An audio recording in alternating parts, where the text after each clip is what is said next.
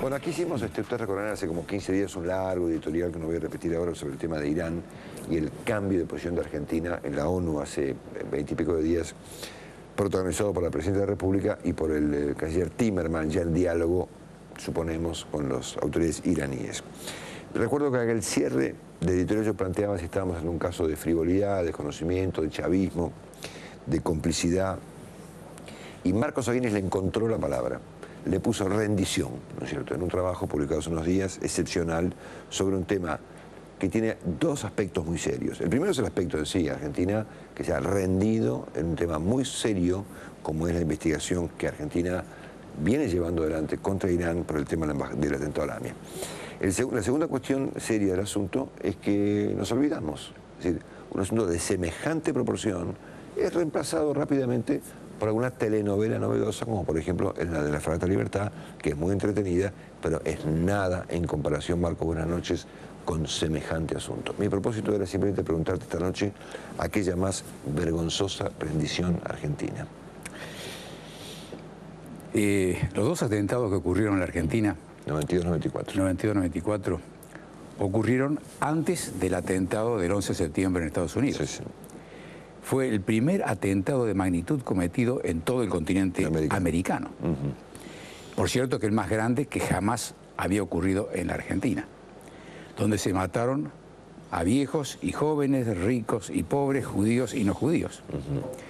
Que fue un atentado hecho en territorio argentino y repetido en el territorio argentino, porque primero fue el de la embajada, del cual casi ni se habla, sí, pero ahí ocurrió hace 20 años, y luego el de la AMIA hace 18 años. Todo el tiempo se insistía en los actos que se hacían cada 18 de julio, frente al edificio de la AMIA, diciendo: justicia perseguirá justicia, basado en un versículo del profeta Isaías, perseguirá justicia.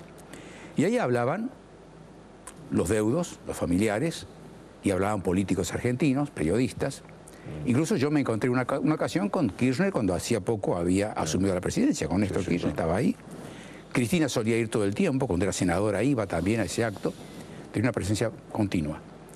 Y daba la sensación, por sus declaraciones en todo momento, incluso de hecho en las Naciones Unidas, de que Argentina seguiría reclamando a Irán esto. Y eso hizo Argentina. Y eso hizo Argentina, y después de muchas vueltas, donde hubo trampas o digamos, dificultades con la investigación, finalmente el fiscal Nisman terminó la investigación y se declaró que hay 8 funcionarios iraníes que están directamente implicados en la programación, financiación y puesta en marcha de este asesinato horrible. Especialmente uno, además. Especialmente uno. Exactamente.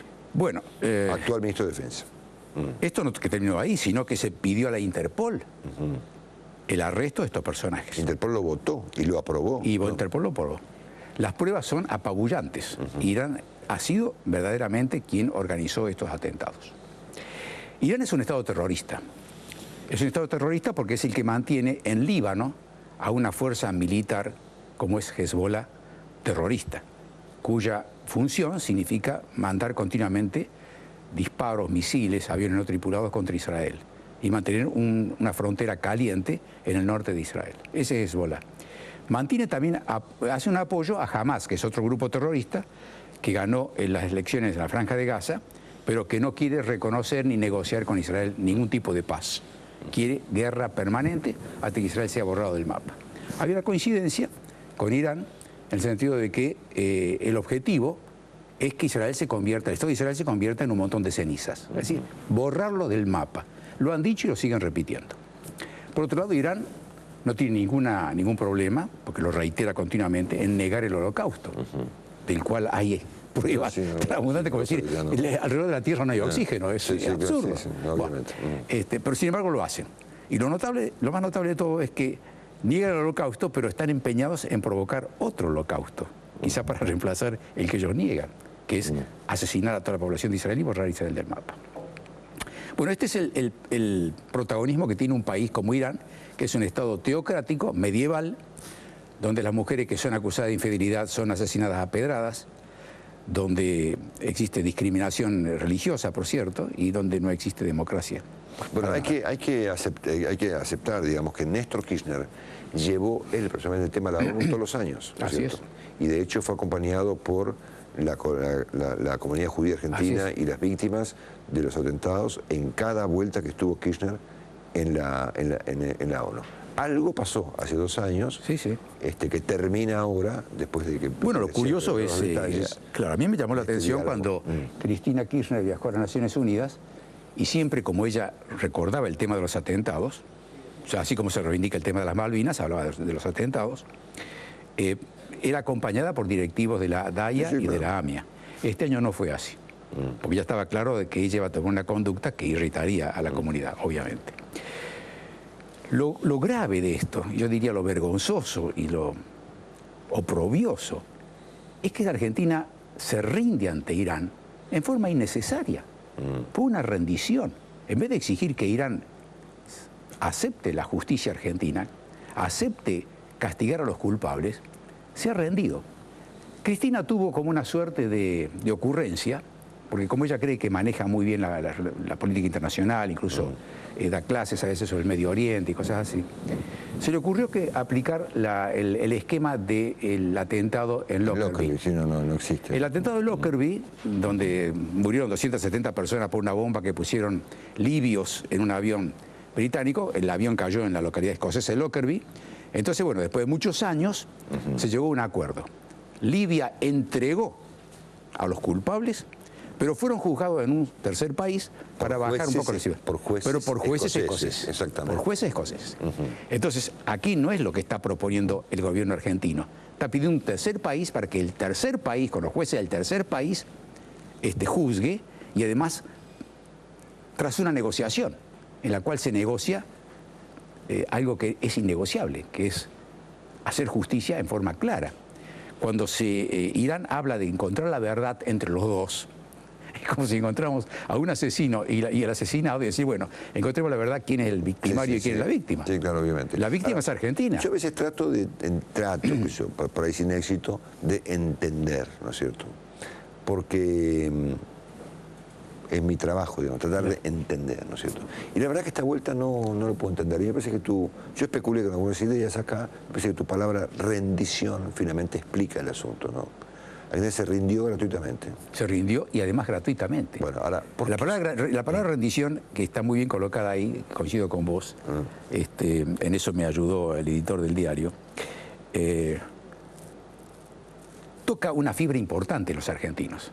Nosotros nos rendimos en las Malvinas. Tenemos una rendición que nos duele, que ocurrió. Esta es una segunda rendición. Por un lado hablamos de recuperar las Malvinas y queremos superar esa rendición de aquella época, de aquella guerra, y por otro lado nos rendimos ante Irán en forma innecesaria. Pero esto viene precedido por una serie de actitudes gubernamentales que están relacionadas con el curso que está tomando nuestra política exterior y nuestra política en general, que es el acercamiento a Chávez, el acercamiento a la línea bolivariana, chavista, autoritaria, populista de Chávez y los 4 o 5 países que lo siguen a Chávez. No los países desarrollados o que se están desarrollando como Perú, Colombia, claro, Brasil, México, Uruguay, incluso Chile.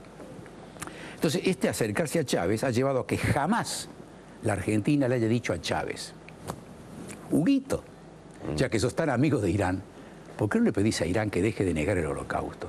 ¿Por qué no le pedís a Irán que restablezca relación diplomática con Israel? ¿Por qué no le pedís a Irán que entregue a los culpables de los atentados? ¿Vos sabés lo bien que le haría a la Argentina una justicia de esa magnitud? Huguito, ¿por qué no lo haces? Jamás le pidieron a Chávez ningún tipo de apoyo, para nada. El ministro de Defensa de Irán, que es uno de los acusados y que tiene pedido de arresto por la Interpol, no solamente estuvo en Venezuela, sino que estuvo en Bolivia, aquí, con Evo Morales, otro país bolivariano. Y estuvo en Bolivia, aquí al lado nuestro. Lo más grave de todo esto es que sabemos muy bien que Irán no se limita al negocio, no se limita al comercio, sino que quiere hacer una infiltración. Infiltración con armas y con grupos de entrenamiento, grupos militares. Y eso en Venezuela existe. Incluso hay una zona cerca del lago Maracaibo donde hay una base iraní. Y la entrada y salida de esa base se hace con una ligereza y una falta de controles que es muy llamativa. Y eso está empezando a ocurrir también con Bolivia. ¿Y a dónde quiere llegar? Irán quiere ocupar la triple frontera, quiere llegar a la Argentina. Aquí en la Argentina tiene un aliado muy entusiasta, y muy apasionado, que es Delia, con su organización Miles, que es claramente pro-iraní, que no le importa lo que ha ocurrido en la Argentina. Y que van a recurrir, por cierto, a los argumentos más falaces y más absurdos, como volver, por ejemplo, al tema del autoatentado. En una época se hablaba del autoatentado, sí, claro. Iban a volver a eso otra vez. Sin duda. Entonces, aquí nos encontramos con una situación lamentable que nos duele a todos los argentinos nos duele, excepto a esos grupos fanatizados, así, simpatizantes del fundamentalismo o de la Edad Media. Nos duele de que Argentina se haya rendido nada menos que ante Irán, que es un país despreciado en el mundo y que está presionado por el mundo civilizado para que frene el avance que está realizando para conseguir armas atómicas. Mi propósito era simplemente tratar de mantener un tema que a mí personalmente me resultó muy importante, por lo menos mantenerlo en la discusión, siendo que la Argentina se va rápidamente en debates telenovelescos con cualquier estupidez, ¿no es cierto? Así que esa era mi intención, Marcos. Me trajiste un libro, Breve historia de un largo fracaso. Bueno, este libro fue escrito... ¿Quién es Mauricio Rojas? Mauricio Rojas es un chileno, es un economista chileno, un académico chileno, que fue un activista de riesgo en el MIR, que era una organización que estaba a la izquierda del Partido Comunista en la época de Salvador Allende, y que lo consideraba Salvador Allende un pequeño burgués tolerable. Sí, claro. Estaba bien a la izquierda de ellos. Bueno, entonces él, cuando se produce el golpe de Pinochet, huye. Como tantos chilenos, se fue a Suecia. Y llegó a Suecia y allí él mismo cuenta que al principio estaba tratando de ver de qué forma volver a Chile a seguir poniendo bombas con el grupo al que pertenecía, hasta que apareció uno de los dirigentes del MIR y le dijo: muchacho, dice, esto no tiene sentido. Ir a poner bombas en Chile es para que los maten a ustedes, pero no vamos a cambiar la situación con unas cuantas bombas. Dice, bueno, decidió quedarse en Suecia, estudió sueco, completó sus estudios. Se volvió legislador. Y habla perfectamente, y escribió libros en sueco, y fue elegido diputado del Parlamento sueco. Durante 6 años fue diputado. Eso era una cultura extraordinaria, de un rigor científico admirable, y ha escrito muchos libros, entre otros este libro sobre Argentina, que es un libro breve, fluido, y tiene todo. Y tiene una visión precisa de lo que nos ha pasado a nosotros desde la época de la colonia hasta ahora. Yo lo recomiendo fervientemente. Mauricio Rojas. Mauricio Rojas, Argentina, breve historia de un largo fracaso. ¡Qué definición! Gracias, Marcos, realmente. Vamos a enseguida a discutir con Carlos Melconian casi una pregunta shakespeariana, digamos, ¿no es cierto? ¿Hay ser o no ser, ¿no es cierto? ¿Hay cepo o no hay cepo, ¿no es cierto? Porque el presidente ha dicho que no hay cepo, ¿no es cierto? Así que vamos a ver con algunos números si efectivamente el cepo cambiario existe. Gracias, Marcos. A vos. Ya venimos.